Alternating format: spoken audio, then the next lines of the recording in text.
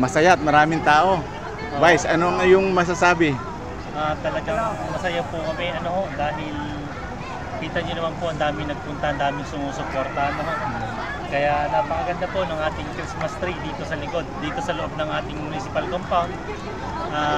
Sa lahat po ng taga-bayan ng Padre Garcia, pagbati po ng Happy 75th Founding Anniversary sa lahat ng mga mayang Garciano. Bukod doon, malapit na rin ang Pasko, baka pwede mo na rin isama ang pagbati sa Kapaskuhan.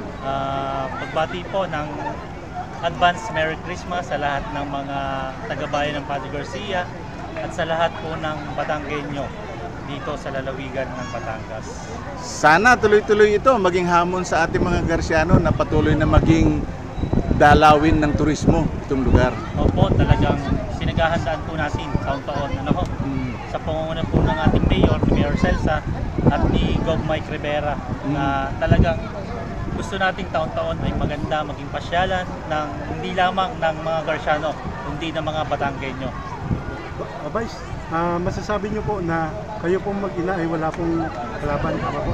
Yes po. Ano po masasabi po ninyo ngayon sa tiwala ng mga kababayan po natin sa Padre Garcia? Nagpapasalamat po ako sa lahat ng mga mayang Garciano sa tiwala at suporta na ibinigay sa amin ni Mayor Celsa dahil po kami ngayon dalawa dahil nakita naman po nila ang aming serbisyo sa lahat ng mga mayang Garciano at yung patuloy na pagunlad ng bayan ng Padre Garcia. May mensahe pa po kayo na hindi namin naitanong?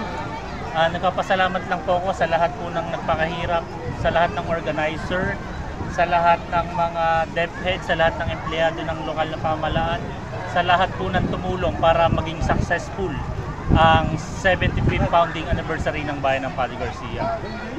Maraming salamat. Salamat po, Vice. Maraming salamat.